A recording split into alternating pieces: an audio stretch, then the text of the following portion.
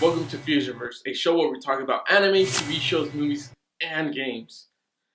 And if you haven't heard, I have a Patreon. I decided to make a Patreon. It's up, it's out there. You'll find links wherever I decide to put them, whether it's there or down there. Go ahead. I have fun rewards. I'll probably be adding more as well. Let me know if you guys want to have other different types of rewards. Down in the comments below, or send me or message me any way you want it. Alright, now to get to the juicy stuff. As you can tell by the title, we are going to be talking about the last episode of The Exorcist that I recently saw, and it was freaking crazy. It was really intense. It had just this urgency of what the hell is going on with these people, with Marcus, with Marcus and Father Tomas. The fact there's still this tension. I thought they would have kind of like maybe developed something, but the story isn't taking like, oh, this is weeks after, this is a certain time after, but no. The way this episode starts, it just boom hits you with like a right hook, and it is incredible. So it starts out with someone making these pies or something, and crumbling up these things in it. I believe it's the things they give you, like it's a communion, and they just set it up. She does it, crumbles it up, puts it within it. She takes it, like, obviously the bishop is there. He's honestly, he's already united with a demon, and someone else is being united with a demon. And then there's all these people there, and then she ends up taking them, like, these things, and they each, get a bite or whatever. And it's the most incredible thing because they all die. I'm like, holy crap, dude. Like, just taken out like that. And I'm like, what the hell? And she burns up the whole thing. And it turns out she's the one that Bennett was told about. Where it's like her methods are kind of unconventional, but she will be a huge help. And you get to see this interaction, and it's like, she kills her, and it's freaking amazing. Like, blood just gushing out. They're just dying right there in front of the table. And I was just so excited. I was like, holy crap, this is starting off with a bang. Let's see just what else is going to happen. Because obviously the story keeps continuing with, the kid who put the blood, he's religious, he put the goat's blood there, and they're burying the body. And, his foster parent, his foster dad, he's telling him, hey, you can't do that, If they were to see that, what do you think would happen? This place would just be shut down. And he's like, that's the only thing I could think of that could protect us because there's something evil. Of course, the foster dad doesn't believe him. So he goes around, like just trying to make sure everything is good. And there's just chaos happening just around him. But he just doesn't know it yet. And then, freaking Father Tomas, like Thomas, what were you thinking? You had it. You had this vision, right? And obviously, Marcus is telling you, okay, look, the demons, they can manipulate you. That's how they get your soul. And he uses it again. He's like, fall asleep. He sees the vision, and because Marcus gets told, like, hey, there's someone that we gotta see. You gotta see if it's possession or something serious. They go, and you see this girl. She looks like she could be possessed, but as a story, like, they're just trying to find out. Marcus is trying to find out exactly, is she possessed? They have to go through all these different trials and tribulations, but the mom kind of doesn't want to. She doesn't want to go through that, so it's already getting suspicious. It's like, wait, could she be, or could she just, or could the daughter just have this certain just disabilities, something that's wrong, that's mentally wrong with her, and not possession. So they're trying to find out. The mom is kind of being very, discreet about things.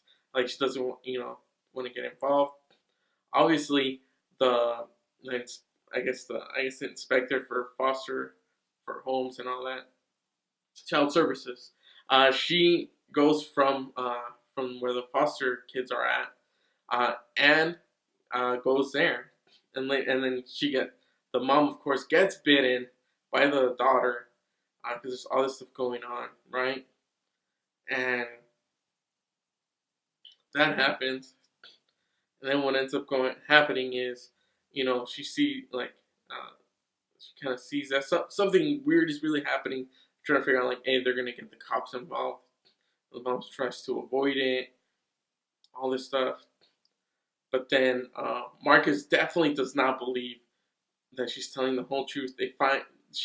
There's a book where it's like from the first season where originally the mom of the original from the Exorcist, right? Like she had written a book, how that took her daughter to all this stuff, and she wanted that fame apparently because Marcus tries to look for things, right? He tries to find something, and he comes up on this box of pills, a bunch of pills of like prescription drugs, and that's when he realizes, oh crap, the mom is crazy. Like Tom, Marcus was right, and then boom, he gets hit with a hammer to his face, and you have Marcus fighting her off, and there's just all this turmoil. They end up going to the hospital. She's arrested. It's a whole crazy stuff going on. And obviously, I guess the daughter now is going to be taken to, I guess, where the foster parent is at. And it's just like, okay. So obviously, they're going to go meet up there. And they're going to sense that there's this crazy stuff going on there. Because everything that's happening there, too, is pretty damn crazy. The little girl is kind of creepy. So it kind of makes you think, okay, is the little girl going to get possessed? Because it's really creepy with that face, with that mask on her. And then you have the blind kid who's obviously lying about what's going on. So there's stuff going on there. And you have, I guess the religious kid where he goes to the ocean and he just starts saying these prayers. Well, not the ocean, sorry. It looks like a lake or something. He just started saying these prayers, and there's just this evil presence just happening around him. Even when he's crossing a bridge to go to where he wants to be, he holds up the Bible because he hears like there's this darkness, there's evil out in the woods, and he's like trying to hold it at bay. He has his Bible. Ooh, I'm getting chills just thinking about it. And he goes to the ocean. To the little lake area, and wow, he says this, and then boom, you just see so many crows, so many birds just flying just past him, like up in the sky, and it's freaking crazy. And meanwhile, you have the foster dad and the little girl. They're outside.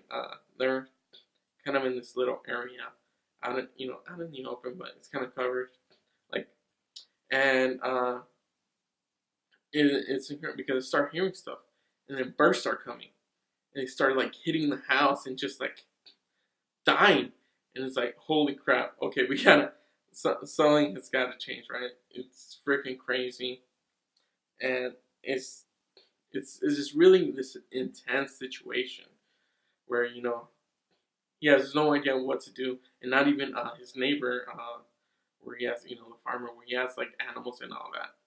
He doesn't even. They have a conversation, and they don't even know. It's like I can't answer something that I don't even know about. So that alone kind of gives you like this thing of, oh crap. So you really feel like there's this dark presence like in the house around this, I guess, whole little island. And I think it's just really incredible what they're doing with this, and the progression of it is incredible as well. I can't wait to see where it goes, and hopefully it just keeps being this great. Oh, and to end the whole thing, what ends up at the end with Bennett, when he ends up going with her, with the female who's like complete badass, goes with her. They go into like this catacomb type of thing. But before they do, when they're in the church, she's like, "Yeah, I've been seeing you. You haven't taken communion. You haven't taken that little thing. So apparently that's obviously is what kills the demons, the consumption of that. So that's freaking crazy, right? So he does it, and then she's kind of like, okay, and they do it. So it's like, okay, they're cool. So they go, takes her, and it's like they're killing us all exorcists off. Like every like priest or everybody who's an exorcist has the ability. Uh, they're killing them off, and but she tells them no, they're doing actually something much worse. And what ends up being revealed is that they're they're putting demons in them. Like, holy shit, what? They're putting demons in them, and this is just so crazy. It's far more than what I thought it would be, but really incredible. And it ends there, and I just cannot wait. I'm so excited for the new episode that's coming up this week. I'm just so excited. Thank you guys so much for watching. If you like this video, please like it. Tell your friends, share this, of course. Subscribe to my channel. It really helps a lot. I also have a Patreon, like I said in the beginning. Please go ahead and, if you can, it's $2. If you think that's too much, I have rewards for that as well. If you think, you would like some more rewards, please go ahead. Like I said, leave me a comment, leave me a message. Let me know what you guys think. If I can improve on it, I will improve on it. So thank you guys so much for watching. And I'll see you guys on another episode of Fusionverse. Take care. Bye.